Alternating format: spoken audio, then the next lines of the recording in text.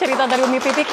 Kita semua di sini berkaca-kaca begitu dengan cerita dari Umi Pipik yang ternyata luar biasa, bertubi-tubi sekali, Maria, yang Gitu. dialami. Kalau tadi saya dengar sih saya nggak sanggup gitu ya. Karena kadang mungkin tiap orang masalahnya berbeda-beda ya. Dan juga wajar pula mungkin kalau kita bilang, "Aduh, saya capek kayak gitu kan, aduh nggak kuat kayak gitu kan sebagai wanita gitu ya.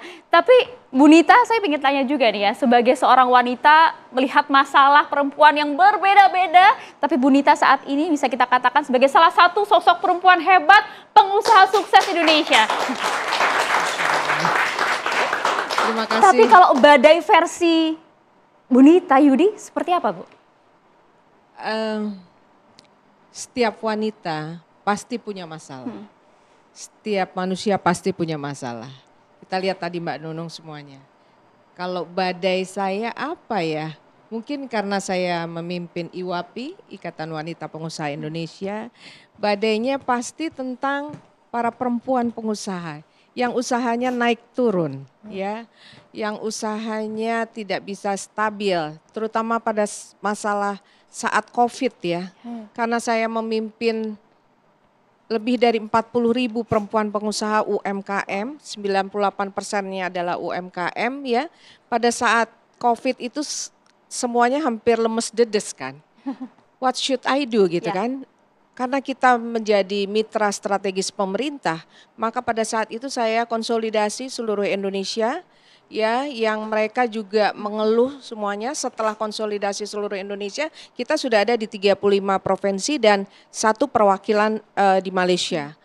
Dan lalu saya karena mitra strategis, maka saya konsolidasi dengan pemerintah. Saya tanya nih, waktu itu masih Pak Erick Thohir ya, kemudian Pak Bahlil dan yang lain-lainnya gitu ya. Ini gimana ini, kita mau apa ini dengan perempuan-perempuan ini? Ini usaha harus jalan, kalau enggak bisa terjadi kolaps gitu kan. Akhirnya karena kita menjadi mitra strategis, kemudian banyak program-program yang diberikan oleh pemerintah. Dan termasuk adalah dari swasta. Jadi Maret 2020 itu COVID, kemudian Maret April itu tiba-tiba ada dari UN Women memberikan Ibu Nita, ini kita mau melatih marketing digital. Yang saat itu kita semua lagi lemes. Hah, latihan ini lagi gitu. Sementara 2016 kita sudah kerjasama dengan Facebook dan Google gitu kan. Tapi karena belum COVID, jadi belum ada yang nge-push untuk online seperti itu. Akhirnya kita kompromi seluruh Indonesia dan alhamdulillah 2.000 pesertanya saat itu. Ini menunjukkan bahwa perempuan tidak pernah putus asa. Itu dia. Seperti contohnya Mbak Nunung, Mbak Dian. Jadi cocok banget tadi the power of kepepet.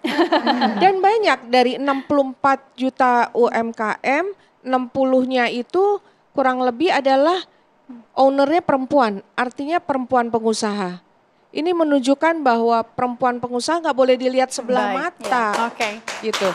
Jadi saya baru bicara juga dengan Mbak Dian, selain beliau menjadi driver, beliau juga pengusaha tahu. Jadi habis ini kita mau kerjasama.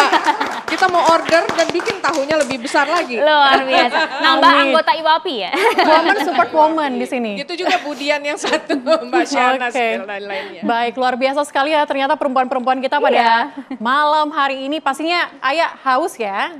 Nah, agak haus, tapi kan kita harus fokus sebagai wanita untuk mengejar cita-cita kita ya kan. Seperti Aqua yang hadir untuk kita semua. Terima kasih Aqua. Dan pemirsa, kita akan dengarkan nantinya kisah-kisah nyata lainnya. Tetaplah bersama kami di Menyala Kartini Indonesia.